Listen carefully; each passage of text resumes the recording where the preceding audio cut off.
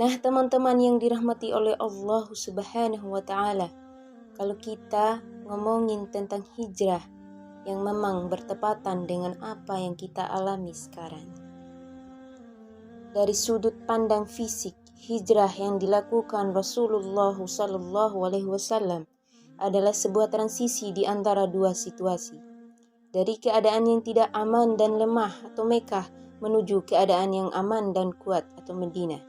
Dari sudut pandang spiritual, hijrah dipahami sebagai transisi dari keadaan lemah manusia atas dosa menjadi keadaan yang kuat dan terus berjuang untuk menghindarinya. Keadaan yang penuh dengan kelalaian menuju kesadaran spiritual yang sehat. Kesadaran spiritual yang sehat selalu dibenahi setiap hari.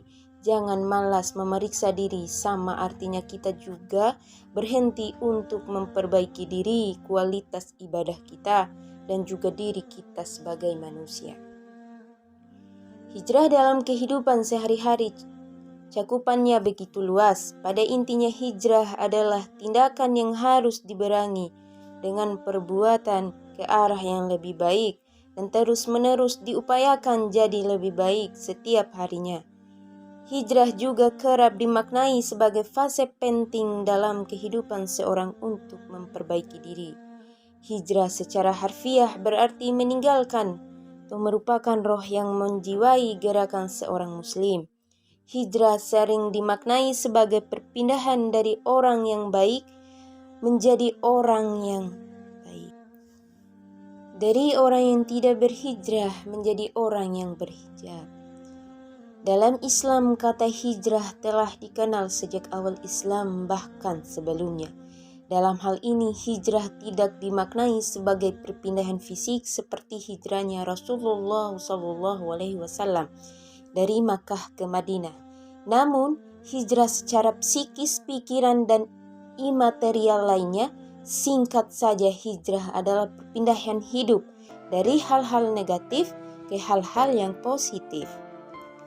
Hijrah bukanlah sebuah tren yang harus selalu dilakukan karena mengikuti fenomena hijrah saat ini. Yang namanya hijrah semuanya harus berawal dari hati secara kesungguhan hati untuk melakukannya.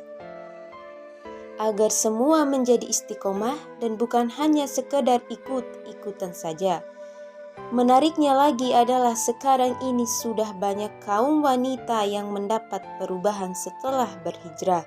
Perubahan untuk memperoleh pasangan hidup yang lebih baik juga terjadi setelah mereka berhijrah.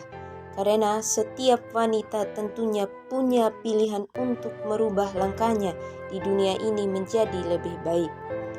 Jangan sampai makna dari apa itu hijrah bagi wanita ini membuat kita berhijrah hanya karena ingin mendapat rezeki yang berlimpah saja, sehingga kita langsung mengubah penampilan dan sebagainya.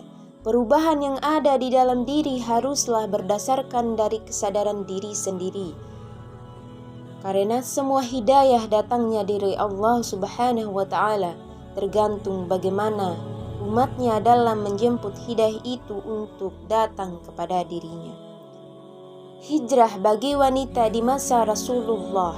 Sesungguhnya dengan Quran surat Al-Baqarah ayat 218 yang menjelaskan tentang apa itu hijrah bagi wanita dan seperti apakah perintah berhijrah. Sebagian besar dari kaum wanita sudah melakukan hijrah di zaman Rasulullah. Salah satu wanita yang bisa dijadikan sebagai contoh wanita tanggung dalam berhijrah adalah Ummu Aiman. Beliau adalah pengasuh Nabi Muhammad sejak kecil. Beliau selalu sabar dan kuat untuk mengikuti Rasulullah dalam melakukan hijrah dari satu tempat ke tempat lain, yaitu Habasyah dan Madinah. Dari perjalanan inilah para wanita mendapat gambaran bahwa semua bentuk hijrah yang dilakukan selalu mendapat ujian dari Allah Subhanahu wa Ta'ala. Ujian ini untuk membuktikan apakah hijrah yang dilakukan atas dasar keinginan sendiri atau sekedar ikutan saja. Kisah hijrah wanita di zaman Rasulullah SAW ada Ummu Kulsum beliau ikut hijrah bersama Rasulullah ke Madinah setelah bercerai dengan Zubair bin Awan. Karena kegindahannya itulah pada akhirnya Ummu Kulsum ikut berhijrah dan masuk Islam. Saat itu banyak pertentangan yang didapatkan. Bahkan beliau juga disuruh untuk keluar dari Islam. Karena hal inilah kemudian membuat Ummu Kulsum tidak ingin Rasulullah mengembalikannya kepada keluarganya di Mekah. Karena keluarga Ummu Kulsum pasti akan menyiksanya. Karena hal ini pula kemudian Rasulullah memberikan kabar lewat surat Quran surat Al-Mumtahanah ayat 6, di mana ada banyak cobaan yang dirasakan oleh Ummu Kulsum, tapi dirinya tidak gentar untuk mempertahankan Islam abadi. Nah, mulailah merubah diri kita menjadi orang yang lebih baik lagi, agar hidup kita bisa bahagia dan terasa nyaman dengan kita melangkah maju ke jalan yang lebih baik. Semoga kita bisa menjadi orang-orang yang baik, orang-orang yang mengikuti jalannya Nabi Muhammad SAW. Wassalamualaikum warahmatullahi wabarakatuh.